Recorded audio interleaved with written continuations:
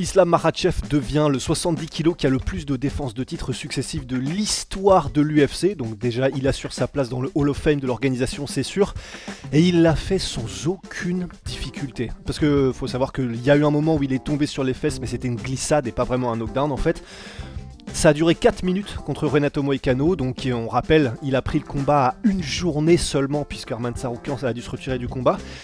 Et en fait, c'était très simple, c'est qu'on a eu l'impression qu'il y a eu un combat debout. À un moment donné, Islam Makhachev s'est dit « Ouais, bon, ok, on va pas prendre de risques, j'en ai marre ». Et il l'a mis au sol comme il voulait, et il l'a soumis comme il voulait. Et au bout de 4 minutes, c'était terminé.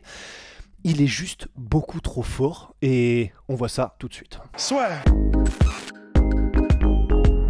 Avec Winamax, ton premier dépôt est doublé jusqu'à 100 € en pari gratuit. Dépôt 100 €, 100 € en pari gratuit, plus 10 € avec le code la sur 10, 210 € pour parier. Attention, les jeux d'argent sont interdits aux mineurs. Jouer n'est pas une alternative au travail et ne permet pas de s'enrichir, donc jouez de manière responsable.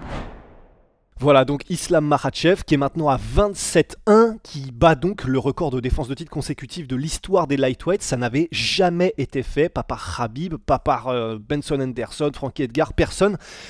Donc là, au-delà du fait qu'il assure sa place dans l'histoire, la manière dont il le fait, c'est vraiment exceptionnel. Parce que au-delà du fait que Renato Moicano, on sait que là où il est excellent, c'est le sol, c'est une ceinture noire et une vraie ceinture noire. Dès que ça va au sol, il met en danger absolument tout le monde. Mais sauf que là, la différence, c'est que non seulement il y a eu le takedown où, c'est vrai qu'il y a eu aucune... Il y a eu une tentative de résistance de la part de Renato Moicano. Techniquement, il a essayé de bien se placer, de faire les choses correctement, mais c'est juste que c'est tellement une seconde nature pour le camp Nurmagomedov que c'était simplement une question de secondes avant qu'il ne tombe, plutôt que est-ce qu'il va tomber. Et une fois au sol, alors pour quand même lui donner du crédit, il y a eu un petit peu de contrôle de la part de Makhachev, et à un moment donné contre la cage, il y a eu une espèce de scramble et on avait l'impression qu'il avait réussi à se sortir un petit peu de la pression, Moicano, pour peut-être se relever. Sauf qu'en fait, il vous lâche jamais vraiment complètement Islam Makhachev. Et à partir du moment où il vous a mis la main dessus, il va trouver un moyen de soit revenir sur vous en se ruant et avec une soumission en vous chopant la gorge, ou alors en se rejetant sur vous pour vous recontrôler d'une manière différente. Donc là, c'était ça. Donc il a essayé de se sortir, Renato Moicano, il a créé un peu d'espace, et Makhachev en a profité pour se jeter sur son bras et sa gorge en même temps, donc pour faire un Darce Choke. Et comme disait Daniel Cormier, c'est très rapide après qu'il ait réussi à verrouiller la soumission à Makhachev, et c'est rapide au point où on a l'impression que les gars tapent un peu dans la panique plutôt que « Ah, tu m'as eu ». Donc le degré de pression que doit appliquer Makhachev en quelques secondes seulement, visiblement c'est terrifiant, parce que c'est vrai que Dustin Poirier, alors il y avait la fatigue aussi pour Dustin Poirier, mais ça va très très vite à chaque fois. D'ailleurs c'était la même soumission, et voilà, pour Islam Makhachev, c'était une formalité. D'ailleurs, on l'a vu juste après le combat, il était content, il était heureux d'avoir gagné, mais ça se sentait que pour lui, c'était le truc le plus normal qu'il était censé se passer de la soirée, quoi. C'était vraiment aussi sûr que, ce soir, je vais bouffer mes pâtes à 13 h, je vais gagner le combat, et puis ce sera comme ça. Il y a une sensation de c'était inéluctable. Debout, il n'y a pas eu vraiment de danger. Alors, c'est là où il y en avait le plus, parce que c'est debout, et c'est là où forcément il peut y avoir le plus de création de force, le plus de création de chaîne cinétique. Et puis Moicano est vraiment bon debout aussi, mais... Et d'ailleurs, on peut dire que Islam n'a pas fait la différence autant qu'il l'a fait au sol. Donc voilà, c'est pour ça d'ailleurs qu'il a été au sol, c'est qu'il y avait un risque, et donc il a décidé au bout de, je crois, 3 minutes, allez, on y va. En fait, qu'est-ce qu'on peut déduire de ce combat? Simplement, ça confirme que Islam Makhachev est dans une ligue totalement différente du reste des lightweights pour l'instant. Les commentateurs commençaient à parler de Charles Oliveira comme un potentiel challenger. Et pourquoi pas, effectivement, mais bien qu'on l'ait déjà vu et que ça a été une finition pour Islam Makhachev, c'est vrai que c'est un combat qui est intéressant et dont on est sûr que c'est divertissant, mais c'est juste que personnellement, au-delà du fait que Charles Oliveira a perdu contre Arman Tsarukyan, enfin même si c'était hyper serré, hein, c'est perdu entre guillemets, mais... Je sais pas, j'ai l'impression qu'il faudrait des challenges un peu neufs pour Islam Makhachev, d'autant plus que ça y est, maintenant il est rentré en histoire en ayant battu le nombre de défenses successives.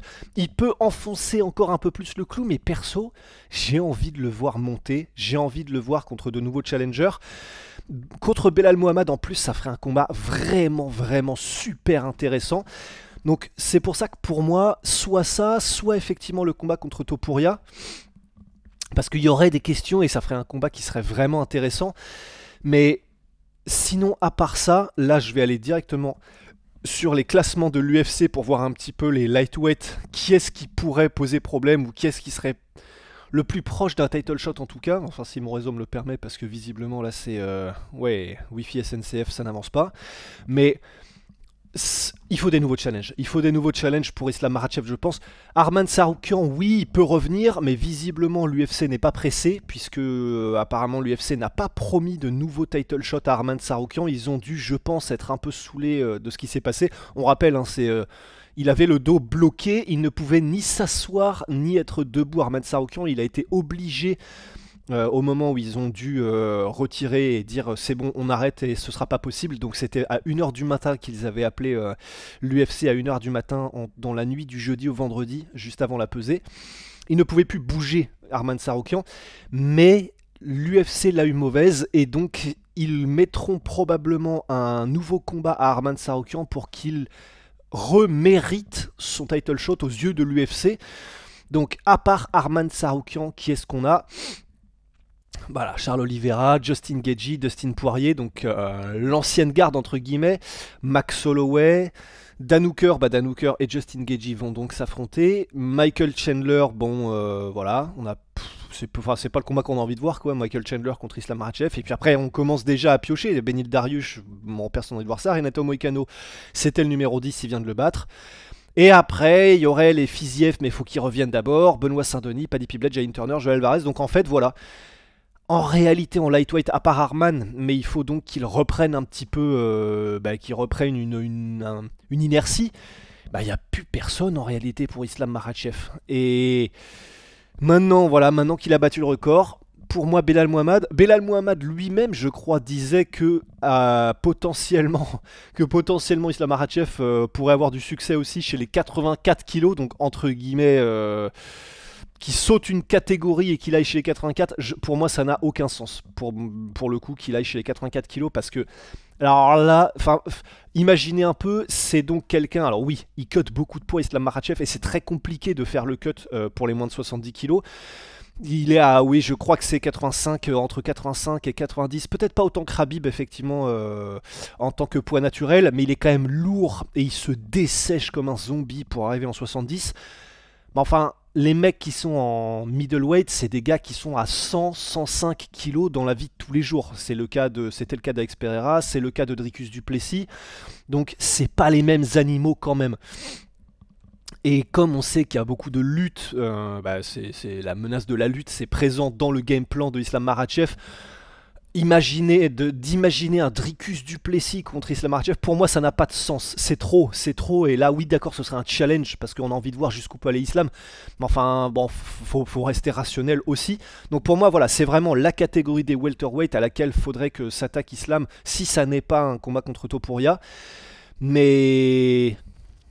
parce que voilà... Pour le reste, je crois qu'en réalité on a tout dit. Je suis en train de voir est-ce qu'il y a des choses que j'ai notées un peu au-delà de ça. 15 victoires d'affilée, ouais c'est vrai, on peut le noter aussi. Le fait qu'il est à une victoire du record d'Anderson Silva, du nombre de victoires consécutives à l'UFC qui était de 16. Là il est à 15 maintenant, il a rejoint Kamaru Usman, Islam Makhachev. Pour le coup, c'est vrai que, waouh, s'il arrivait à égaler le record d'Anderson Silva, en vrai ça deviendrait... Pour un des GOAT, déjà pour moi là c'est potentiellement, ça y est, le GOAT des lightweight, faut voir, mais potentiellement c'est le GOAT des lightweight. La raison pour laquelle je dis faut voir pour Islam Makhachev, c'est que il n'a pas forcément affronté, que ce soit Dustin Poirier, que ce soit... Ouais, si, Charles Oliveira dans son prime, en réalité, on peut le dire, mais j'ai pas l'impression que la catégorie des lightweight était aussi dynamique qu'elle ne l'était, par exemple, lorsque Khabib était champion, parce qu'en fait, c'est un peu les mêmes personnes, mais juste un peu plus vieilles qu'a affronté Islam Makhachev. Mais bon, d'un autre côté, voilà, battre 2 fois Volkanovski et être le premier à le mettre KO, c'est quand même quelque chose. Il a donc battu Dustin Poirier et il l'a fini au terme d'un combat qui était chaud et disputé. Bon, c'est une autre discussion pour un autre podcast, mais en tout cas, il est dans la discussion et très très clairement là, c'est entre Khabib et lui pour le meilleur lightweight de tous les temps. Et en termes de statistiques, c'est bon, il l'a dépassé. avec 4 victoires, 4 défenses consécutives. Donc voilà pour les chiffres, voilà pour la victoire d'Islam Makhachev et tout ce qu'on peut en dire. Et puis voilà, tout simplement. Donc on va voir ce qui se passe pour la suite. Merci d'avoir suivi le podcast. Dans quoi je m'embarque là les sponsors, pardon. Ben, les sponsors, vous les connaissez. Oli, il y a 5 € sur la première commande Oli avec le code la sueur 5, je crois, et le code la sueur 10, moins 10% sur les commandes récurrentes. J'espère que je ne suis pas gouré, c'est un truc comme ça. Et puis MyProtein, vous connaissez, c'est la base. Voilà, prenez soin de vous, à la prochaine, et ciao.